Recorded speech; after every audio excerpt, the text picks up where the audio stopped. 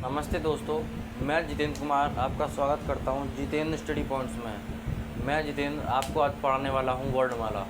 तो वर्णमाला क्लास शुरू करने से पहले अगर आप हमारी क्लास में नए हैं तो चैनल को सब्सक्राइब ज़रूर करें और बेल आइकन दबाना ना भूलें। तो चलिए हम शुरू करते हैं वर्णमाला।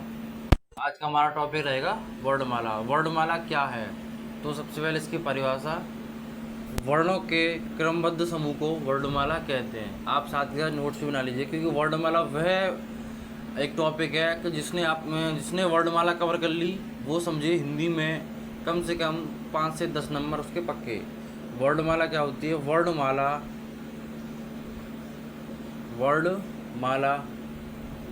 क्या होती है? वर्णों के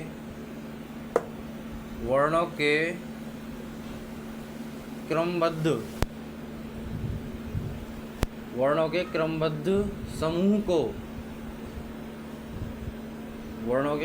समूह को वर्णमाला कहते हैं। वर्णमाला हम कहते हैं।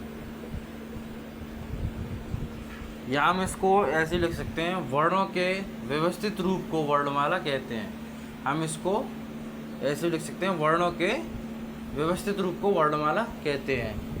वर्णमाला कैसे मिलकर बना है ये हम इस क्लास में जानेंगे। वर्ड प्लस माला।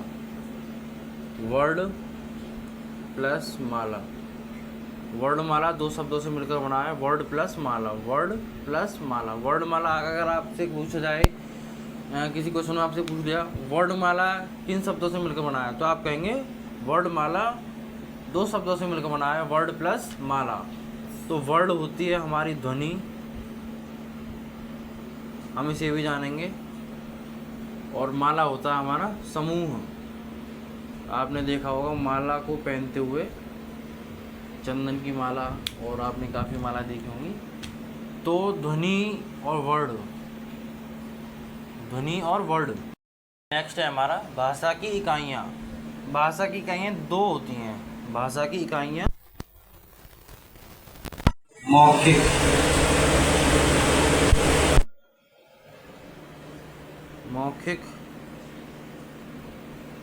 जो मुंह से बोली जाए उसे हम कहते हैं ध्वनि। एक होती है लिखित। नंबर 2 लिखित, उसे हम कहते हैं वर्ड। और ये दोनों ही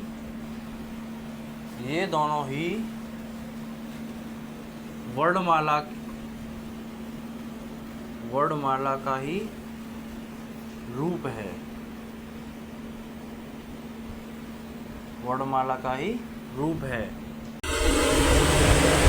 यहाँ से जैसे आपसे क्वेश्चन पूछ लिए, यहाँ से 2 क्वेश्चन बन सकते हैं हमारे। वर्णमाला क्या होती है, और एक और क्वेश्चन इसमें से बनता है हमारा ध्वनि और वर्ड में से। एक क्वेश्चन बनता है हमारा यहाँ से, परिभाषा पूछता है वो। तो चलिए हम इसके क्वेश्चन भी देखते हैं, क्वेश्चन क्या कहते हैं। हम उनके क्वेश्चन को चलते हैं। आपसे पूछ ले वर्णमाला क्या होती है, तो आप इसका एक कमेंट बॉक्स में आंसर देंगे, इसका वर्णमाला क्या होती है। दूसरा मैंने लिखा हुआ है इसको, भाषा की सबसे छोटी इकाई। इसमें पूछ ले भाषा की सबसे छोटी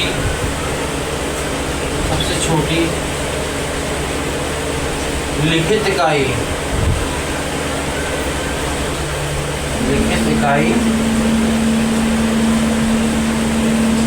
कौन सी है?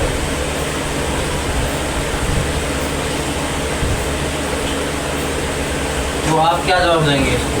अगर आपसे क्वेश्चन पूछ लीजिए, बहुत इंपॉर्टेंट क्वेश्चंस हैं, तो आप क्या जवाब देंगे? इसमें 2 तरीके से पूछ सकता है, भाषा की सबसे छोटी लिखित इकाई कौन सी है, या फिर भाषा की सबसे छोटी मौखिक इकाई।